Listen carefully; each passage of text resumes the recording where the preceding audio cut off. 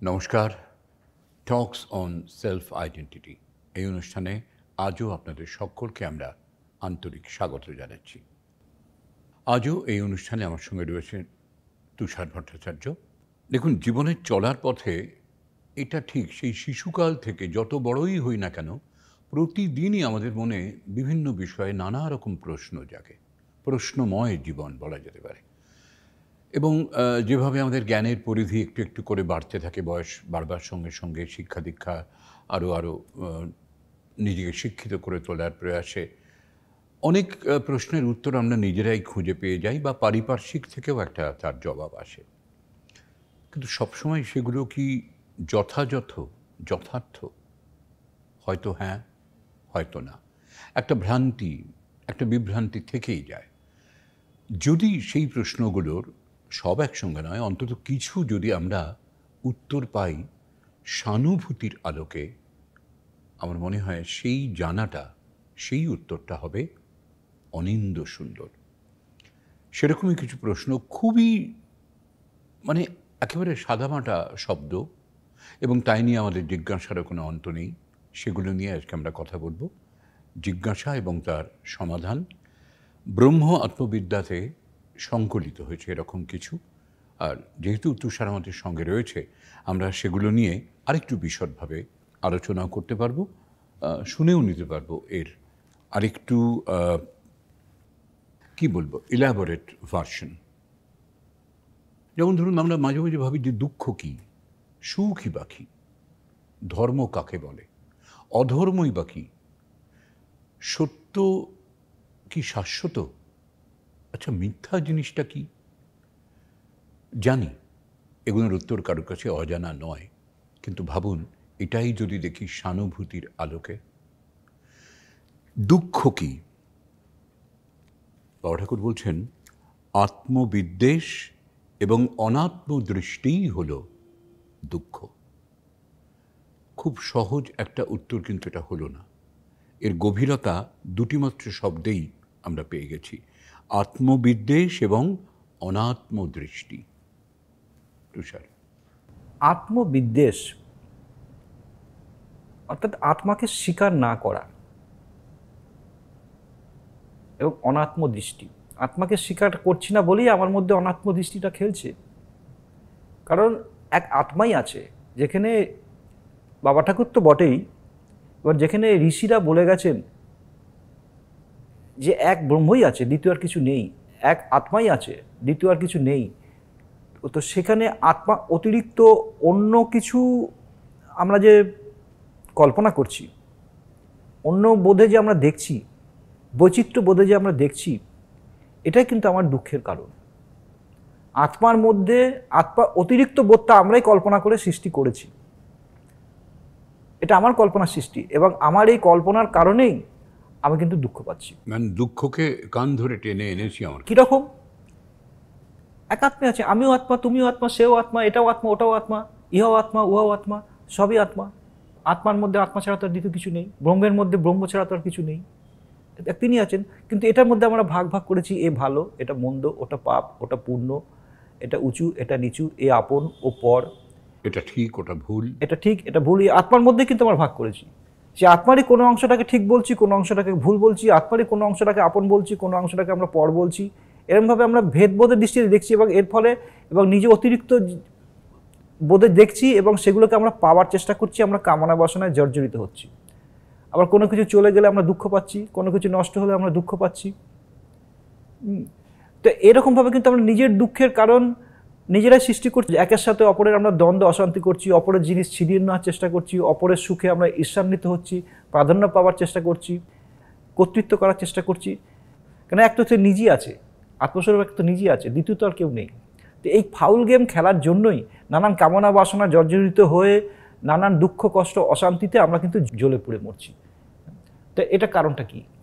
আমার এই অনাত্মদৃষ্টি, অনাত্ম ভাবনা, আত্মবিদ্বেষ মানে যেটা প্রথমে বললাম, অর্থাৎ আত্মাকে স্বীকার না করা। আত্মাকে স্বীকার না করাই আত্মবিদ্বেষ। তো এর কারণেই আমরা দুঃখ পাচ্ছি। তারা আমাদের দুঃখের কারণ আমরা নিজেই।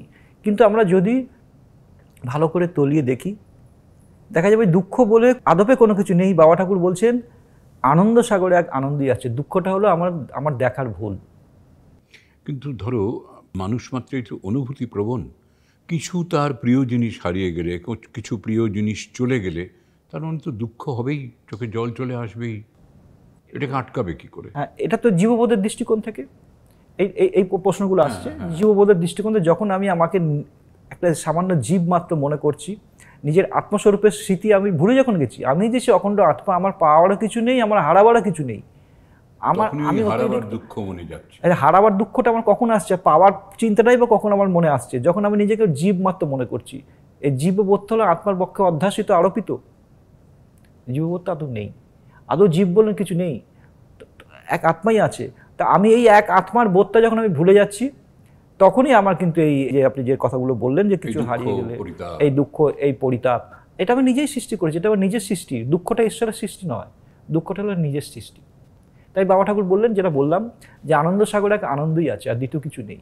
সেই আনন্দস্বরূপ আত্মাই নিজেকে নানানভাবে তিনি প্রকাশ করে, তিনি নিজের সাথে নিজে খেলা করছেন। সুতরাং এখানে দ্বিতীয় কেউ নেই, এই দ্বিতীয় বোধের ভাবনাটা আমাকে ছাড়তে হবে, এক আত্মাই আছে, এটাই আমি স্বীকার করব। তো এইভাবে ভাবলেই কিন্তু আমার দুঃখের অবসান হবে। বাবা ঠাকুর বলছেন দুঃখটা হলো একটা বোধের বৃত্তি মাত্র, সেই বোধ থেকে যত কিছু প্রকাশ হচ্ছে সব বোধেরই বৃত্তি। এই যে ভেতর থেকে যে তার প্রকাশটা হচ্ছে, সেই আনন্দ সুখ, সেই আত্মার প্রকাশটা, সে মলিনতার জন্য সেটা বাধাপ্রাপ্ত হয়েছে, সেটা বিকৃতভাবে প্রকাশ পাচ্ছে। কারণ অন্তঃকরণের মধ্যে দিয়েই তো প্রকাশটা হচ্ছে, প্রকাশটা যেটা আসছে সেটা অন্তঃকরণের মাধ্যম দিয়েই আসছে। অন্তঃকরণটা যদি অশুদ্ধ হয় তাহলে কিন্তু প্রকাশটা সে বাধাপ্রাপ্ত হয়েছে, নির্মল অবাধিত প্রকাশটা হচ্ছে না। অশুদ্ধ অন্তঃকরণের মধ্যে দিয়ে যখন সে বোধ প্রকাশ পাচ্ছে, তখন কিন্তু এটা বিকৃত হচ্ছে, বিকৃতভাবে প্রকাশ পাচ্ছে। সে আনন্দস্বরূপ আত্মা দুঃখ আকারে প্রকাশ পাচ্ছে। কিন্তু যদি অন্তঃকরণটা শুদ্ধ হয়, স্বচ্ছ হয়, তাহলে প্রকাশটা কিন্তু অবিকৃতভাবে হয়, তাহলে ভ্রান্তিটা আসবে, তাহলে এই ভ্রান্তিটা আসবে না। তো সেই জন্য অন্তঃকরণটা আমাদের শুদ্ধ করাই লক্ষ্য। অন্তঃকরণটা শুদ্ধ কি করে হবে যদি প্রশ্ন করেন, অন্তঃকরণটা শুদ্ধ হবে একের ভাবনা ভেবে, নিজের আত্মস্বরূপের চিন্তা করলেই আর হাবিজাবি চিন্তা আমার মধ্যে আসবে না। সে একের চিন্তা থাকবে, দ্বিতীয় কোনো আর চিন্তা থাকবে না। ভৌতিক চিন্তা থেকেই অন্তঃকরণ অশুদ্ধ হয়, এবং অন্তঃকরণটা আমাদের মনটা মানতে চঞ্চল হয়। এই চঞ্চল মনে তার অবাধিত প্রকাশটা হতে পারে না। তো এইভাবেই আমরা, তার মানে কি দাঁড়ালো, যে উত্তরটা উনি কী দিয়েছিলেন? দুঃখ কি না আত্মবিদ্বেষ এবং অনাত্মদৃষ্টি, সেটাকে তুমি আরও বিশ্লেষণ করে আত্মবিদ্বেষটাই বা কি, অনাত্মদৃষ্টি যাবে কি, আর সবটাই ক্ষুদ্র আকারে, তার জন্যই আমরা একটু ভালো লাগা, একটু মন্দ লাগা, এইটা। কিন্তু এর সঙ্গে সঙ্গে চলে আসবে, তুমি সুখ দুঃখের কথাও তুললে, ছোটো ছোটো সুখ, ছোটো ছোটো দুঃখ। তাহলে সুখ কি, সেটাও কি এক ধরনের ভ্রান্তি? অখণ্ড অনন্ত ভূমা বোধ স্বরূপই হলো সুখ। তাহলে আমরা যে সুখ বলে যেটাকে বলছি, সেটা কিন্তু প্রকৃত সুখ না, ক্ষুদ্র সুখ। ক্ষুদ্র সুখ মানে কি, সেই সুখটা বরাবরের জন্য থাকছে না, সেই সুখটাই পরে আমার অসুখের কারণ হয়ে দাঁড়াচ্ছে। মানে ক্ষণকালের সুখটাই পরে হয়তো বড় রকমের অসুখের কারণ, অসুখের কারণ হয়ে দাঁড়াচ্ছে, আমার দুঃখের কারণ হয়ে দাঁড়াচ্ছে। তাহলে এটা প্রকৃত সুখ না। প্রকৃত সুখ কখনো হারায় না। সেটা প্রকৃত সুখ কি, সে সুখ স্বরূপ, সে আনন্দ স্বরূপ, সে অমৃত স্বরূপ, সে প্রেম স্বরূপ, সে ভূমা, সে অনন্ত অসীম, সে ভূমা। সে ভূমা বোধে যখন আমি অবস্থান করব, তখন কিন্তু তখন সেই ভূমার যে সুখ, যেটা আমরা যখন অনুভব করব, তখন সেই সুখ কিন্তু আর হারাবে না। কারণ সেটা হারানোর নয়, কারণ সেটা চিরস্থায়ী, তা নিত্য বর্তমান, তা হারায় না, তার কোনো পরিবর্তন হয় না। সুতরাং যার পরিবর্তন হয়, যার রূপান্তর হয়, যার নাশ হয়, এরকম কোনো কিছু থেকে যদি আমি সুখ আশা করি, তাহলে কিন্তু তার পরিণামে আমাকে দুঃখ পেতেই হবে।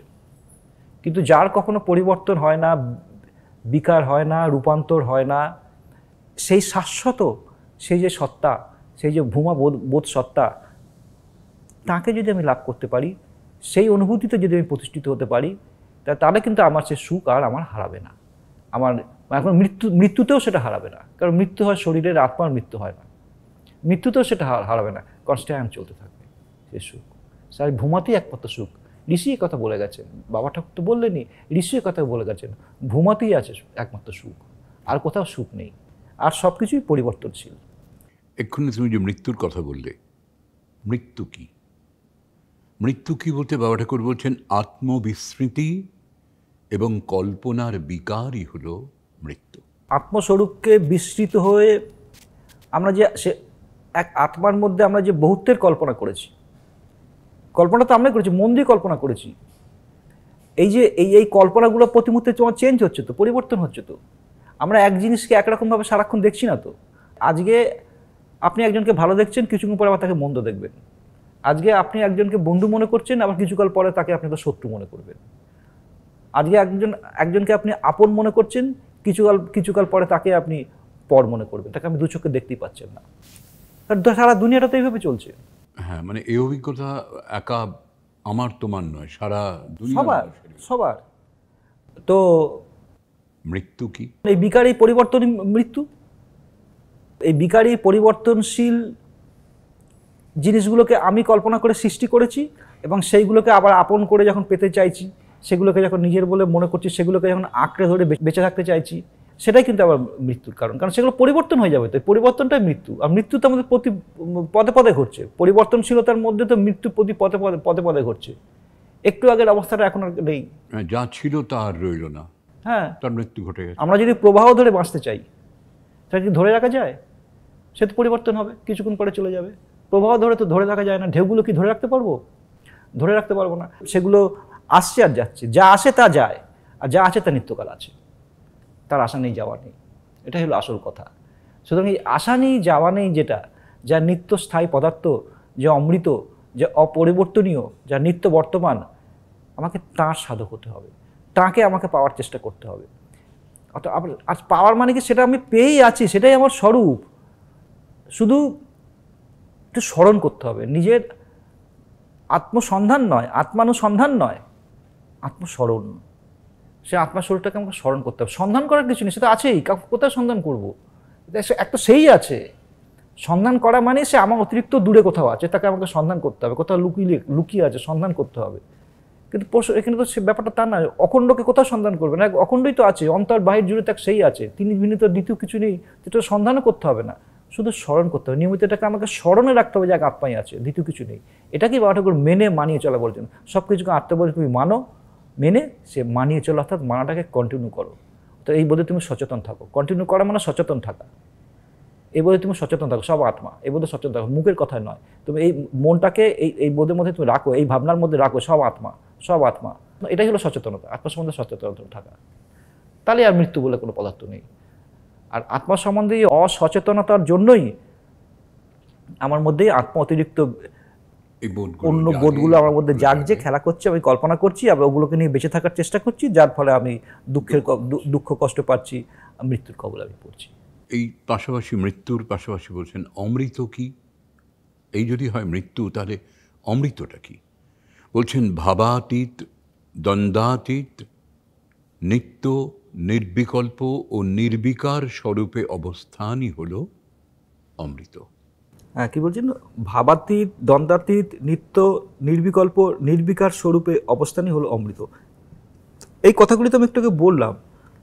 অমৃতটা কি? যার কোনো রূপান্তর হয় না, যার কোনো ভাবান্তর হয় না, যার কোনো বিকল্প নেই, যিনি নিত্য নির্বিকারভাবে যিনি আছেন, যিনি অতিরিক্ত দ্বিতীয় কিছু নেই, সেই স্বরূপে অবস্থানই হলো সে অমৃত। আমাকে এই স্বরূপে অবস্থান করতে হবে, এটাই আমার স্বরূপ। এটা কেন আমি ভুলে গেছি? এখন এইগুলোকে গুরু নিজের এই স্বরূপটাকে, নিজের এই অমৃত স্বরূপটাকে, যিনি এই বোধ প্রাপ্ত হয়েছেন, তিনি সদ্গুরু রূপে আবির্ভূত হয়ে এই বোধটা আমাদের দান করেন।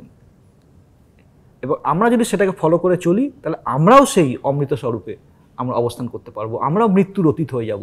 মৃত্যুর অতীত হওয়াটাই হলো আমাদের লক্ষ্য, জীবনের লক্ষ্য। যেখানে গেলে বাবা ঠাকুর বলেছেন, এই লক্ষ্যের একটা তাৎপর্য কি বলেছেন? লক্ষ্য শূন্য হয় লক্ষ্য।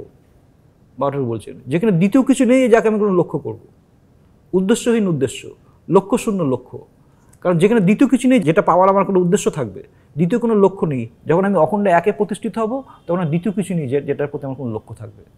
এই বোধে অবস্থান করা, এটাই হলো সে অমৃত। মানে একের কোনো মৃত্যু নেই, ভৌতের নানাত্ব ভৌতের মৃত্যু আছে। প্রকাশগুলো আসছে, প্রকাশগুলো আবার চলে যাবে। ঢেউটা আসছে, ঢেউটা আবার কিছুক্ষণ পরে থাকবে না, সাগরটা থেকে যাবে। তাই ঢেউগুলো ধরে বাঁচতে চাইলে তো চলবে না। ঢেউগুলোকে সত্য মনে করলে তো তাহলে আমাকে বারবার সাথে হারিয়ে যাবে, আমি দুঃখ পাবো।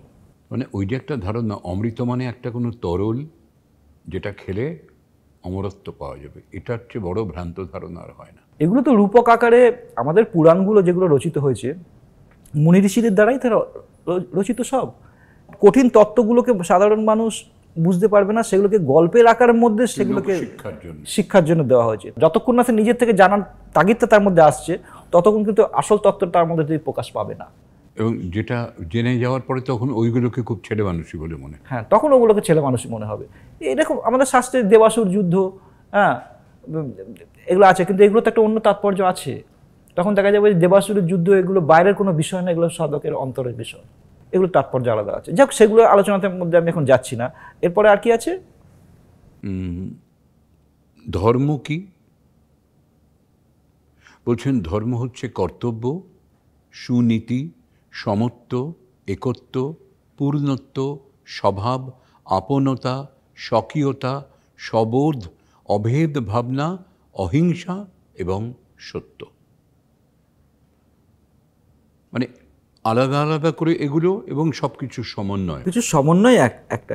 যদি এক কথার এটার উত্তর দিতে হয় যে অখণ্ডই হলো ধর্ম, এছাড়া দ্বিতীয় কিছু নেই।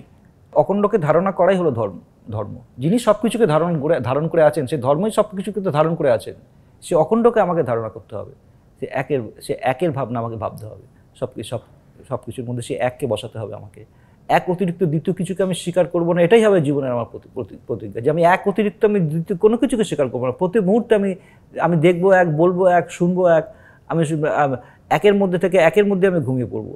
বাবাটা বলছেন এইভাবে তবে একের মানে একে একে সে একাকার হয়ে যাবে। তবে এই একের দৃষ্টি নিয়ে চলা, একের ভাবনার মধ্যে থাকা, এটাই হলো ধর্ম। এছাড়া আর যার কিছু, সেগুলো কিন্তু যথার্থ ধর্ম নয়, সেগুলো আসল ধর্মে আসার প্রস্তুতি মাত্র। এটাকে বাবা ঠাকুর সুধর্ম বলেছেন। সুধর্ম মানে বাবা ঠাকুর বলেছেন ব্রহ্মধর্ম, আত্মধর্ম, ভূমার ধর্ম, অর্থাৎ একের ধর্ম। এই একের বোধ নিয়ে চলাটাই হলো আসল ধর্ম। মানে সমস্ত দিক থেকে দেখতে গেলে দেখছি ওই একের যে অনুভবটা, ওটাতে স্টিক করে থাকলে। যেরকম একটা কথা বলি, বাবা ঠাকুর বলেছেন এবারে উনি বাউল হয়ে এসছেন এবারে উনি। তা এখন বলতে পারেন বাউল, তাহলে তাতে বাউল হাতে একতারা থাকে কোথায়? এটা তার বাইরের নয়, এবারে তার ব্যাপারটা অনেক সম্পূর্ণ অন্যরকম। তার হাতে একতারা নেই, কিন্তু একের সুরে বাঁধা জীবন, একের সুর বাজিয়ে গেলেন তিনি। একের সুর যে তার মধ্যে প্রতি মুহূর্তে বেজে যাচ্ছে, এটা হলো এই ধারার বাউল। তিনি স্বয়ং যখন বাউল হয়ে আসবেন, তখন তার বাইরের একতারা থাকবে না, কিন্তু ভেতরটা তার এক সুরে বাঁধা। তিনি একের মানে তিনি সুলিয়ে গেলেন। বাউলরা কি গান গায় যে খ্যাপা তুই না জেনে তোর আপন খবর, বাইর খুঁজে ঘুরবি ধাঁধায়। আপন খবরটা আগে জানতে বলছে, এরকম বাউল গান আছে। তখন এই আপন বোধের কথা উনি বলে গেলেন। আপন খবর, এই আপন খবরটাই তিনি দিয়ে গেছেন, আপন বোধের কথা উনি বলে গেছেন চারিদিকে। এখন তো তিনি তো ওই বাউল, তিনি তো এক নম্বর, তিনি যেটা হবেন সেটা তো এক নম্বর। তা তিনি এক নম্বর বাউল। এটাকে ধরা, আমার বিশ্বাস একটা সময় আসবে তিনি বাউলদেরও তিনি গুরু হিসেবে পূজিত হবেন। তিনি বাউল হয়ে এসছেন, যে এক নম্বর বাউল। প্রায় আমাদের সময় শেষ। যখন ধর্মের কথাই বললাম, তখন একটু বলো অধর্ম কি? বাবা ঠাকুর বলছেন অধর্ম হলো স্বার্থপরতা, পরশ্রীকাতরতা, ভেদ ও ভোগ চিন্তা, নিষ্ঠুরতা বা নৃশংসতা। অসত্য হলো অধর্ম, দেশ হিংসা অধর্ম, আত্মবিমুখতা অধর্ম। এক কথা, এগুলো আসছে কোথা থেকে? আত্মতিরিক্ত বৈচিত্র্য ভাবনা থেকে তো এগুলো আসছে। বৈচিত্র্য ভাবনা না থাকলে, ভেদ ভাবনা না থাকলে, কে কাকে হিংসা করবে? কে কার প্রতি নিষ্ঠুর হবে? কে কার প্রতি নিষ্ঠুর হবে? কিসের প্রতি সে ভোগ চিন্তা করবে? কোনটাকে সে ভোগ করার চেষ্টা করবে? ভেদবোধ থেকে এগুলো আসছে। সুতরাং বৈচিত্র্যের ভাবনাই হলো অধর্ম, একের ভাবনাই হলো ধর্ম। বাবা ঠাকুর বলেছেন শূন্য অশূন্য যেখানে শূন্য, শূন্য অশূন্য যেখানে শূন্য, সেইখানে আমি নিত্যপূর্ণ। কথাটা কিন্তু একটা ডাইরেক্টলি ফোকাস করা হচ্ছে। শূন্য অশূন্য যেখানে শূন্য, নিত্য আমি সেখানে পূর্ণ। অর্থাৎ I absolute is ever perfect, is ever evident, ever present in all positive and negative expressions that our intellect or sense of individuality perceives. আমি পৃথক করে দেখলেও পৃথকের অস্তিত্ব নাই, এটা আমার স্বপ্ন বিলাস। কেননা মন দিয়ে আমি এটাকে দেখছি, বোধ দিয়ে দেখলে কিন্তু আমি পৃথক দেখব না।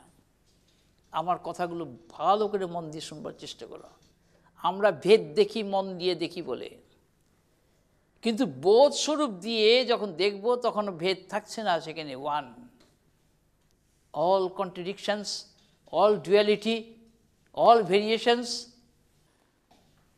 dissolve and oneness prevails. অদ্বৈত থেকে ওঠে, দ্যাট ইজ রিয়ালিটি।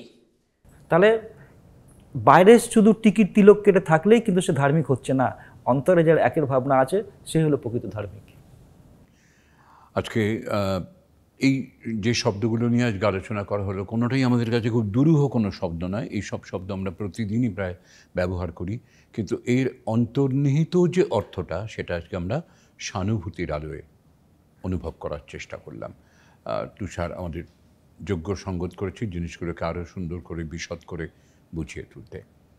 আজকে এই পর্যন্তই। আপনারা সবাই ভালো থাকবেন, ভালো রাখবেন সবাইকে। আবার আমাদের দেখা হবে আগামী সপ্তাহে। নমস্কার।